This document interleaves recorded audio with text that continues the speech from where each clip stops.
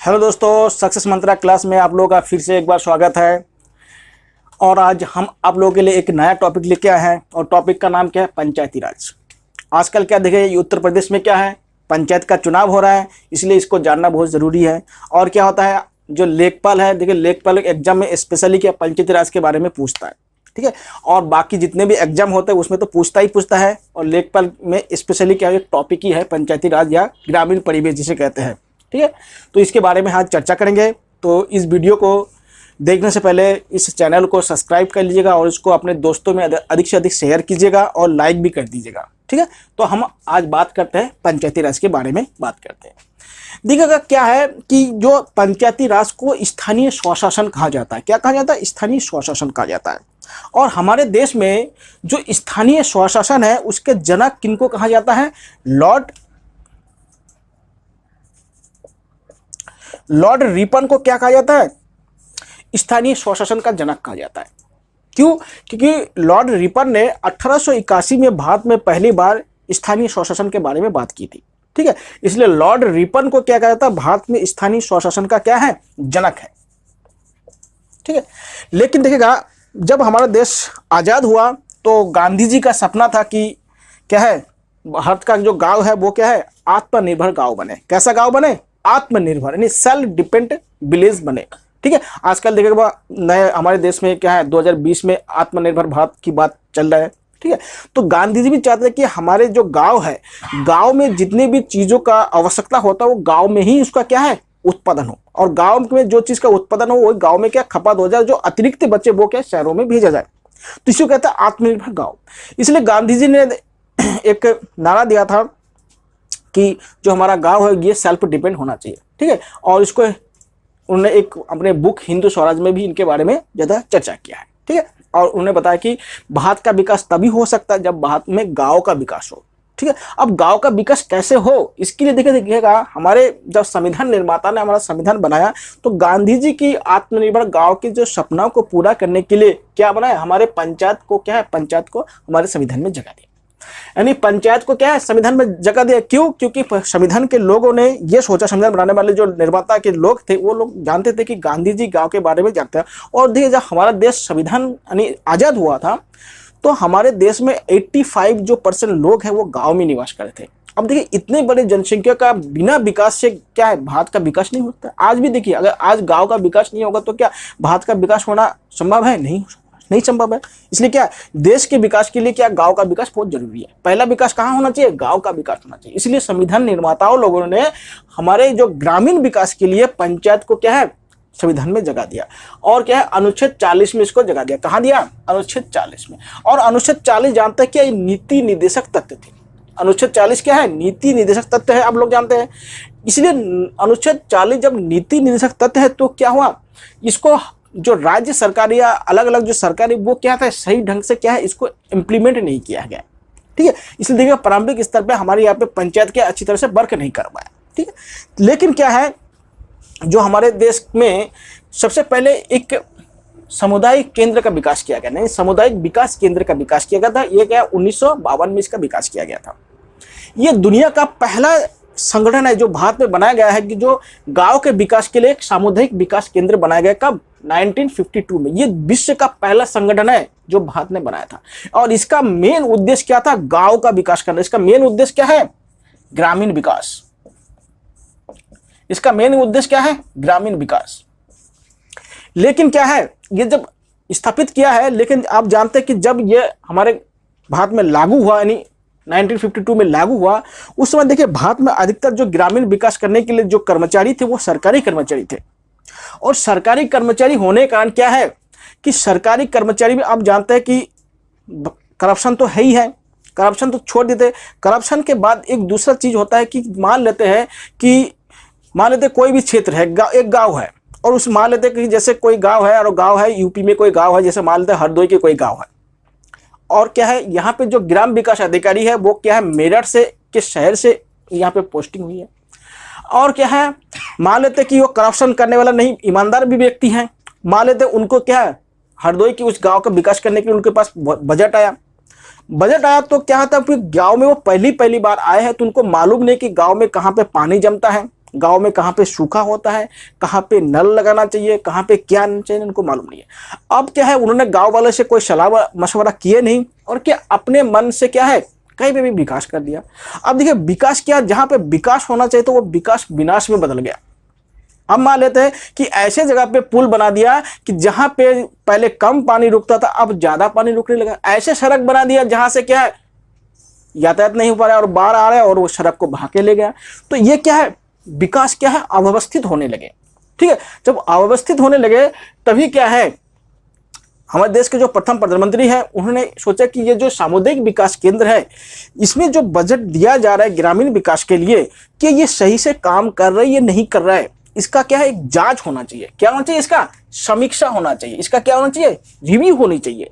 तो रिव्यू कैसे हो, इसके लिए पंडित नेहरू ने सबसे पहले बलवंत राय मेहता के नेतृत्व में 1957 में एक समिति बनाया।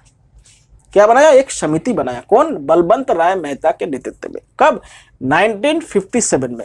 और इनको यह बताया गया कि आप जाइए ग्रामीण क्षेत्र में जो सामुदायिक विकास केंद्र के रूप में जो बजट एलोकेशन या आवंटन किया गया है, क्या वास्तव में इस बजट का ग्रामीण विकास में यूज हुआ या उपयोग हुआ कि नहीं हुआ।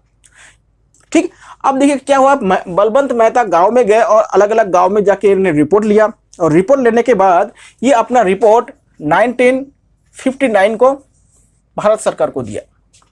और इसमें इन्होंने बताया कि देखिएगा गांव का विकास क्यों नहीं हो रहा है, क्योंकि गांव के विकास में जो सरकारी कर्मचारी या नौकरशाही है वो उस क्षेत्र के नहीं है और वो अपने मनमर्जी के हाथ कोई भी निर्माण कार्य कर रहा है और क्या होता है उससे गांव में विकास नहीं हो पा रहा है। तो इसका सॉल्यूशन क्या है या इसका समाधान क्या है, उन्हें बोला कि इसका समाधान ये है कि जहां पे जिस गांव का विकास होना चाहिए उस गांव के लोगों का क्या होना चाहिए, भागीदारी होना चाहिए।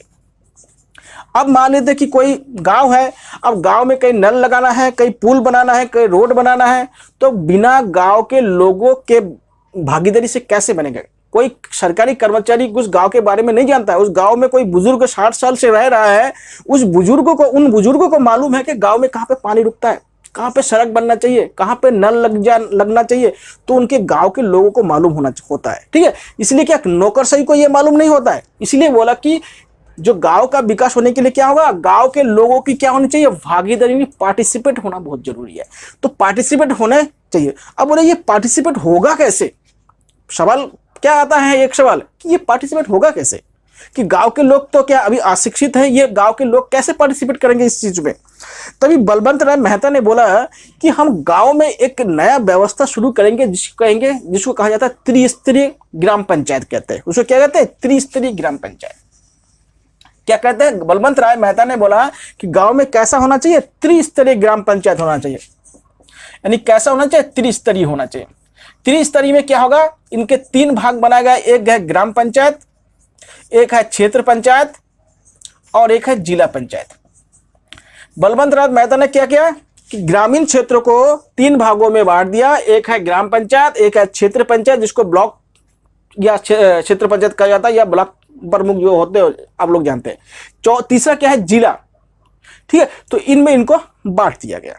ठीक है, और बांट दिया गया, बोला कि अब इनके माध्यम से ग्राम में क्या होगा, विकास होगा। और ग्राम में कुछ भी विकास होगा तो उसमें क्या होगा, इन ग्रामीणों से क्या होगा, सलाह मशवरा लिया जाएगा, इन ग्रामीणों को क्या पार्टिसिपेट किया जाएगा। ठीक है, तो इसी को क्या है, त्रिस्तरीय ग्राम पंचायत कहा जाता है। इसलिए देखिए भारत में बलवंत राय मेहता को त्रिस्तरीय ग्राम पंचायत का या पंचायती राज का जनक कहा जाता है। क्या कहा जाता है, जनक या शिल्पकार कहा जाता है। ध्यान रखिए, ये बहुत इंपॉर्टेंट क्वेश्चन है।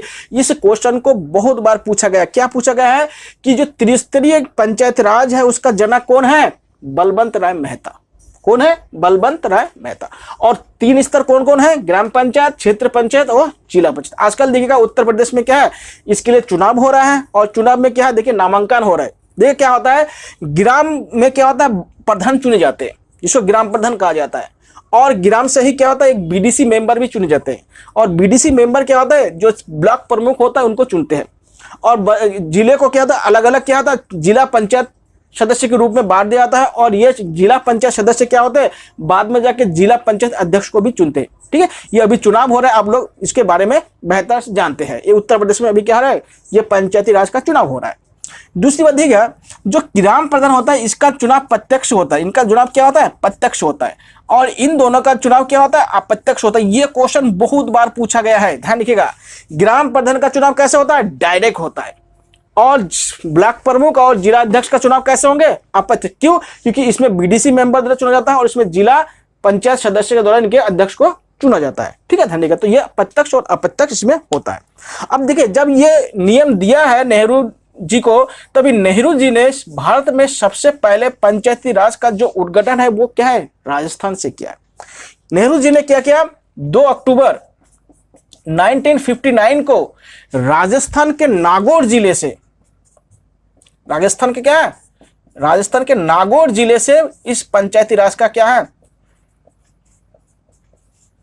आरंभ किया। तो नेहरू जी ने कहां पे किया, 2 अक्टूबर 1959 को राजस्थान के नागौर जिले से पंचायती राज का शुभारंभ किया। ध्यान रखिएगा, ये क्वेश्चन बहुत बार पूछा जाना है, यानी भारत में पंचायती राज का जो गठन हुआ या जो शुरू हुआ वो कहां से हुआ, ये 2 अक्टूबर 1959 को शुरू हुआ। और कहां से शुरू हुआ, नागौर। नागौर कहां पे है, राजस्थान में है, ठीक है, और इसी को पंचायती राज का शुभारंभ कहा जाता है। अब देखिएगा, अब क्या था, अभी भी देखिएगा पंचायती राज क्या है, अभी भी नीति निर्धारक तत्व में है, क्योंकि नीति निर्धारक तत्व में 40 में है और ये इसको संवैधानिक दर्जा नहीं मिला है। तो क्या है कि ये जो पंचायती राज है वो अच्छी तरह से काम नहीं कर रहा। अलग अलग राज्य क्या हो रहे, किसी में कोई पंचायत का चुनाव कर रहा है, कोई नहीं कर रहा है, तो इस तरह से अव्यवस्था फैल गया। तो अव्यवस्था जब फैल गया तब क्या था, जब इंदिरा गांधी की 1977 में हार हो गई है, तब क्या जनता दल की सरकार आई। किसकी सरकार आई, जनता दल। कब, 1977। और उसमें मोरारजी देसाई क्या बने, प्रधानमंत्री बने। कौन बने, मोरारजी देसाई।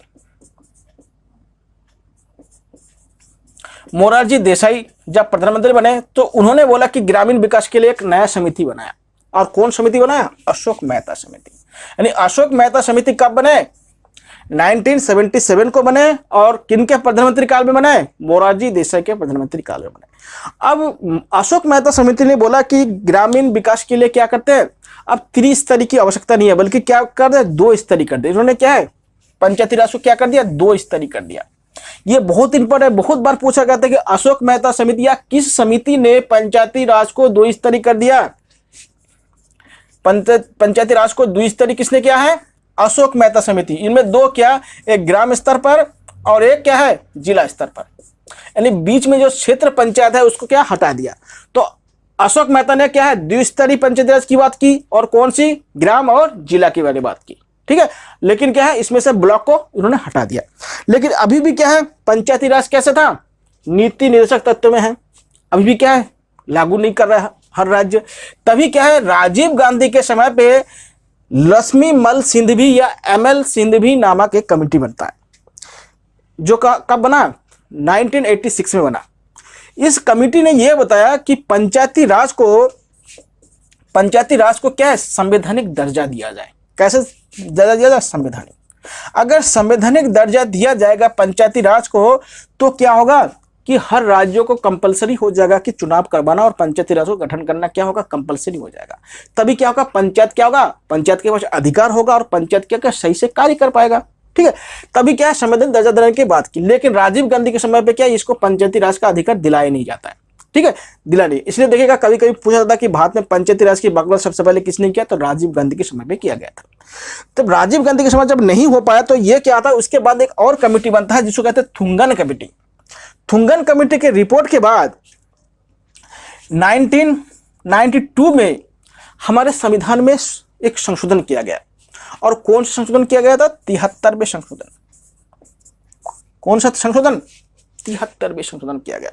और इस 73वें संशोधन यानी 73 बार जो संशोधन किया गया है, इस संशोधन के द्वारा पंचायती राज को कौन सा दर्जा दिया गया, संवैधानिक दर्जा दिया गया। बहुत इंपॉर्टेंट है कि 73वें संविधान संशोधन के द्वारा कब, 1992 में पंचायती राज को कैसा दर्जा दिया गया, संवैधानिक दर्जा दिया गया। यह बहुत बार पूछा गया, इसको ध्यान रखिएगा।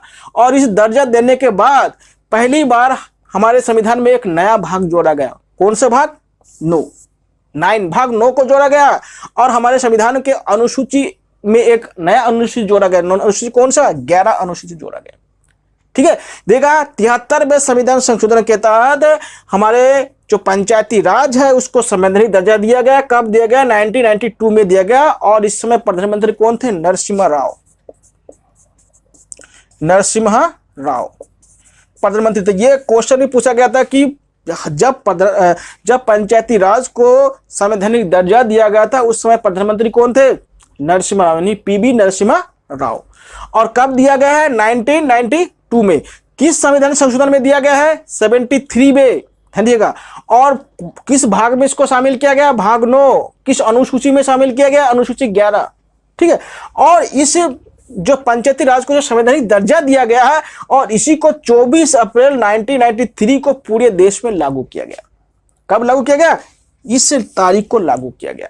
इसीलिए देखेगा प्रत्येक 24 अप्रैल को भारत में पंचायती दिवस मनाया जाता है। यानी पंचायती दिवस कब मनाया जाता है? 24 अप्रैल। ये बहुत इंपॉर्टेंट है। 24 अप्रैल को क्या है? पंचायती दिवस मनाया जाता है।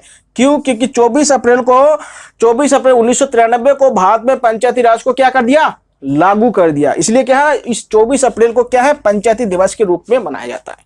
ठीक है, ये क्वेश्चन बहुत इंपॉर्टेंट है, इसको रट डालिए, एकदम तोते की तरह रट डालिए। जैसे तोते नहीं रट डालते हैं, तोते की तरह रट डालिए। कि जैसे देखिएगा जो तोते आप लोग बहुत लोग पालते हैं उनको जो भी सिखाया जाता है ना, वो क्या होता है एकदम उनको मुंह जबानी याद होता है। तो क्या होता है पूरा जीएस के जो मेन पोर्शन है उसको एकदम तोते की तरह रट डालिएगा।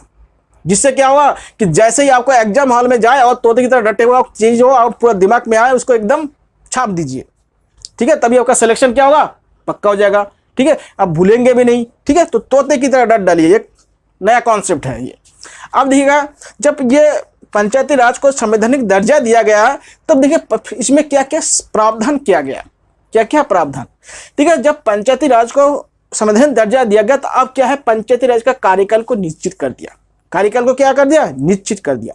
और पंचायती राज को क्या है? राज्य सूची में डाला गया। क्या? राज्य सूची में डाला गया। पंचायती राज को किस में डाला गया? राज्य सूची। अगर आपसे पूछा जाए कि पंचायती राज किस सूची का विषय है तो राज्य सूची का विषय है। ध्यान रखिएगा, पंचायती राज किस सूची का विषय है? राज्य। आप जानते हैं कि हमारे संविधान के अनुसूची 7 में 3 सूचियां हैं। कौन कौन से? संघ सूची, राज्य सूची और समवर्ती सूची। तो हमारा पंचायती राज किसमें है? राज्य सूची का विषय है। यह बहुत बार क्वेश्चन पूछा गया है। तो कार्यकाल कितना कर दिया? 5 वर्ष। लेकिन अगर किसी विशेष परिस्थिति में अगर 5 वर्ष में अगर चुनाव नहीं होता है तो कार्यकाल को अधिकतम कितने समय के लिए बढ़ाया जा सकता है? 6 माह के लिए बढ़ाया जा सकता है। ध्यान रखिएगा, यह बहुत इंपॉर्टेंट क्वेश्चन है।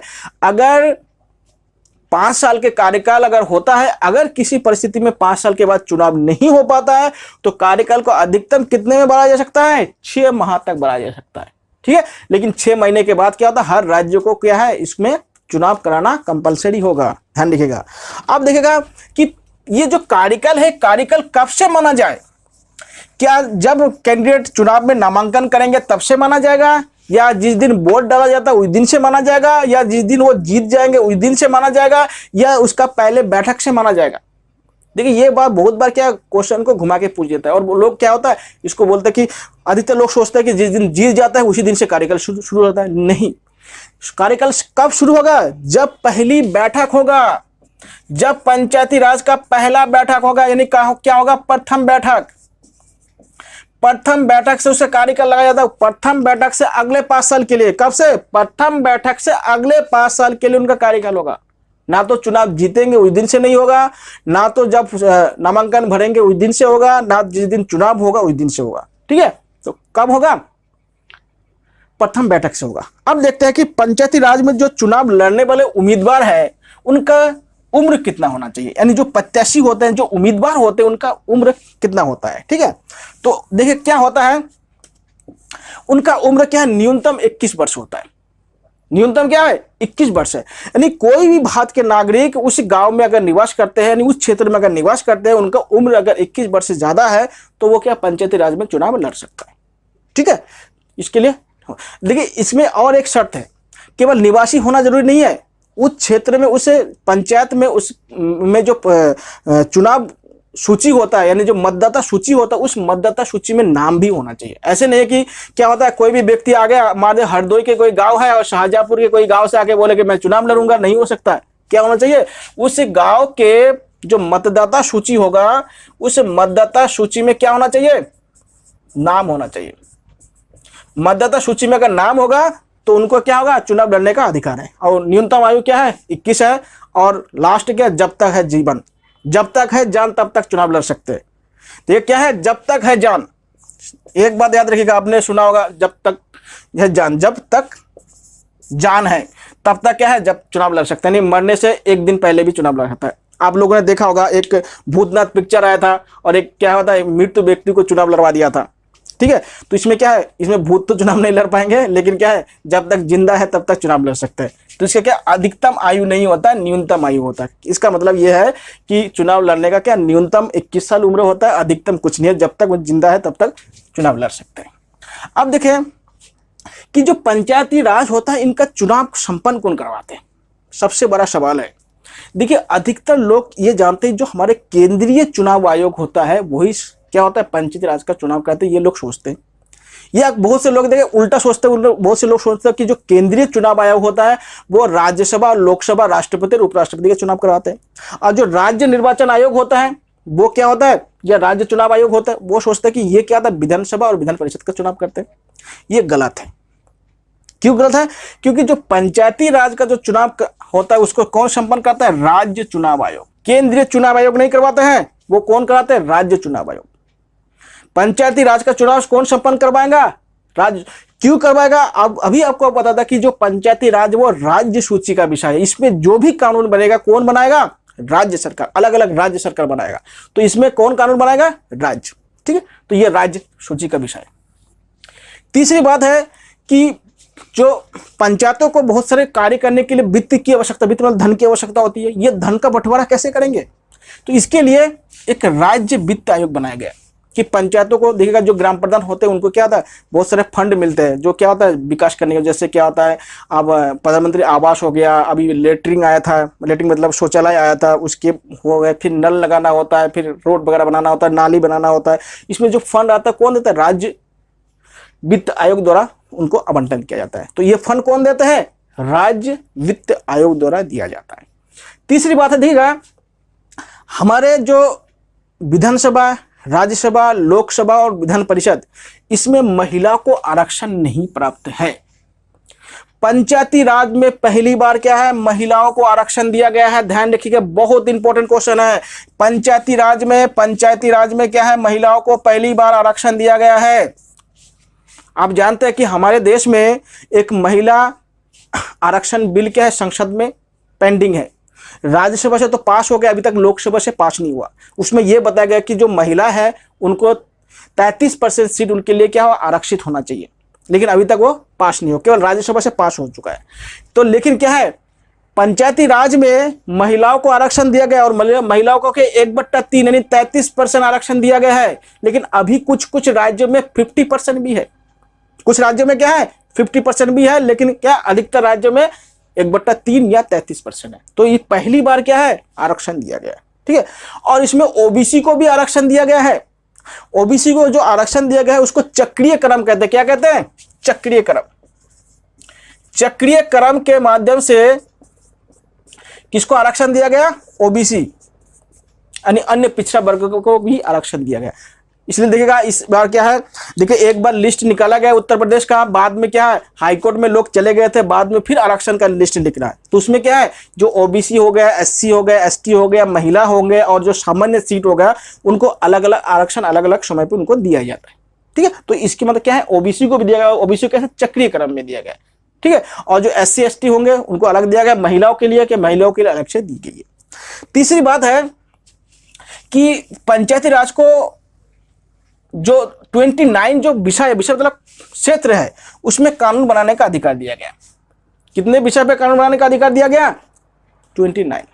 ध्यान रखिएगा, पंचायती राज को 29 विषय पर कानून बनाने का अधिकार दिया गया।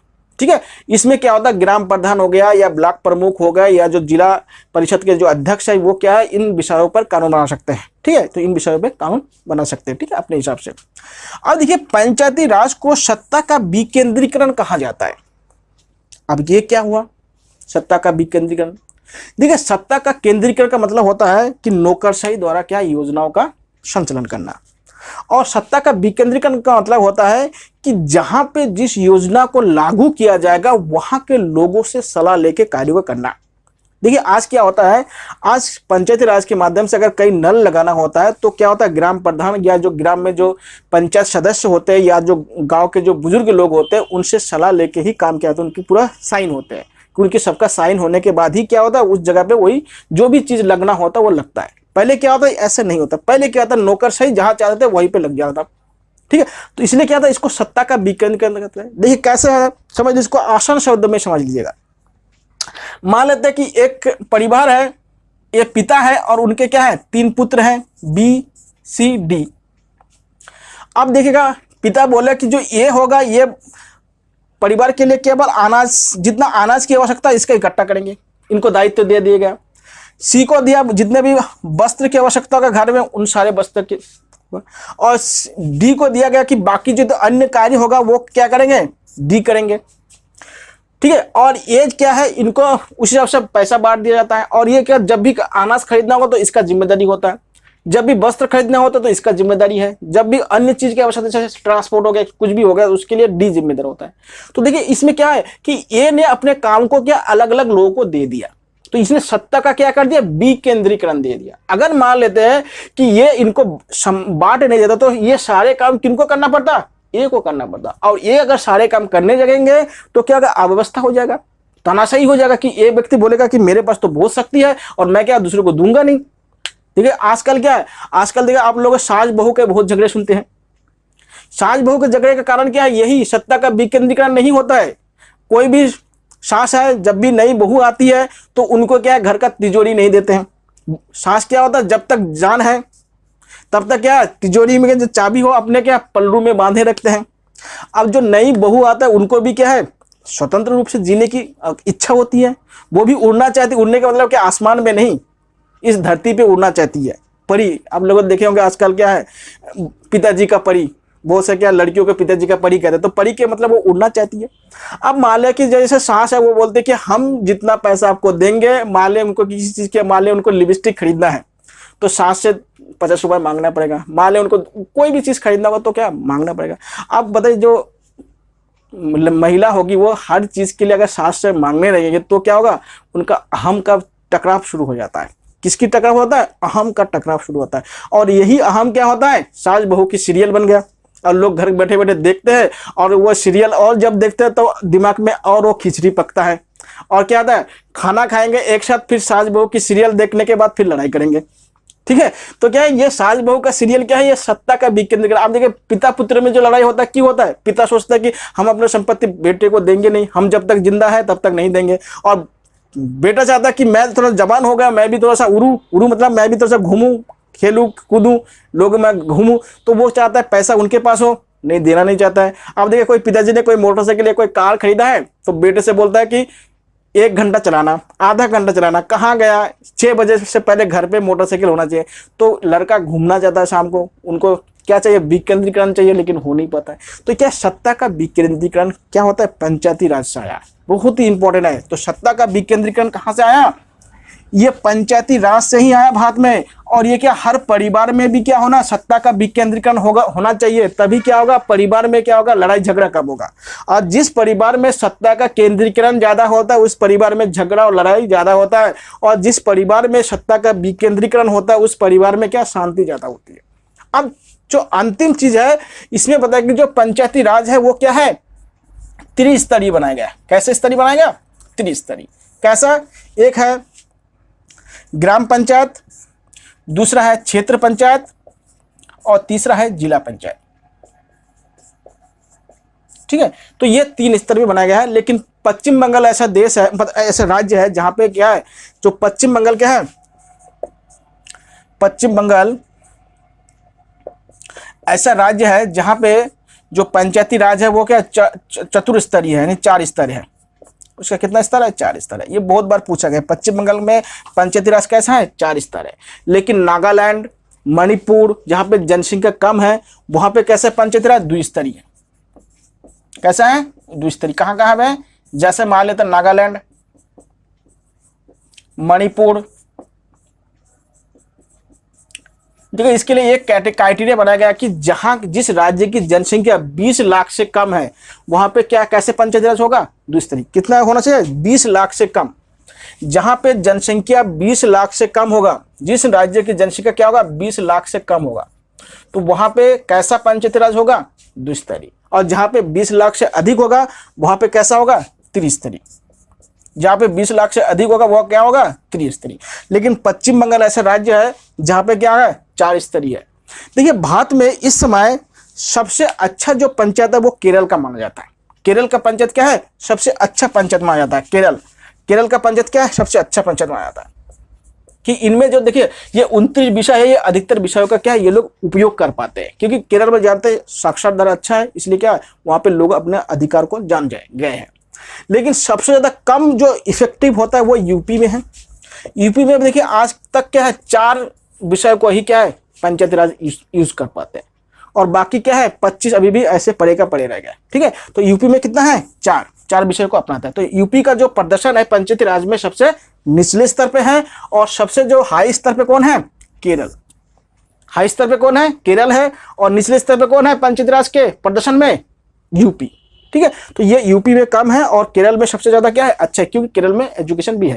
देखिए आजकल क्या है पंचायती राज के एक साथ एक नया और चीज जुड़ गया है, उसको कहते हैं सोशल ऑडिट। इसको कहते हैं सामाजिक लेखांकन। क्या कहते हैं? सामाजिक लेखांकन।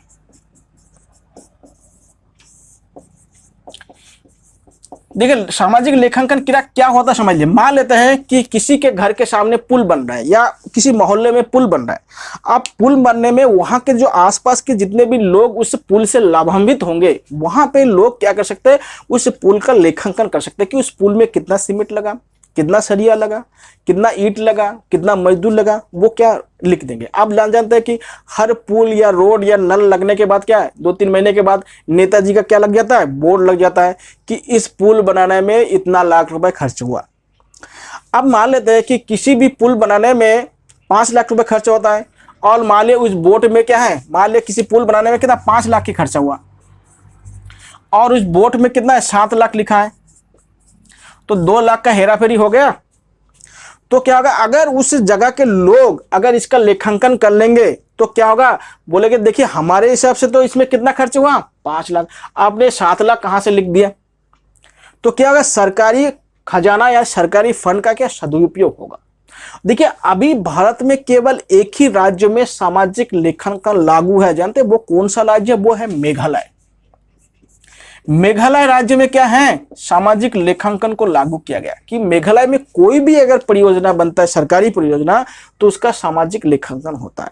और मेरा मानना है कि ये जो नियम है ये पूरे भारत में लागू होना चाहिए, जिससे क्या होता है ये जो देखिए पैसा का जो हेरा फेरी होता है, यानी जो इंजीनियर होगा या जो ठेकेदार होता है या जो उस क्षेत्र के जो ग्राम प्रधान होते हैं, विधायक होते हैं या बीडीसी होते हैं या जो जिला पंचायत सदस्य होते हैं, वो ये पैसे जो मिल बट के बंदरबट करते हैं वो बंदरबट क्या खत्म हो सकता है। तो बंदरबट को खत्म करने के लिए क्या करना पड़ेगा? सामाजिक लेखांकन को बढ़ावा देना पड़ेगा, और ये पूरे भारत में लागू होगा। और इसके लिए देखिएगा लोगों को जागरूक होना पड़ेगा। और इस समय किस राज्य में लागू है? मेघालय लागू, और ये बहुत जरूरी है। ठीक है, तो सामाजिक लेखांकन का मतलब होता है कि सरकारी परियोजना का जितना भी खर्च होता है तो समाज के लोग भी उसका एक क्या रखे? लेखा जोखा रखे। ठीक है, तो दोस्तों इस वक्तव्य के साथ इस वीडियो को समाप्त करते हैं। धन्यवाद।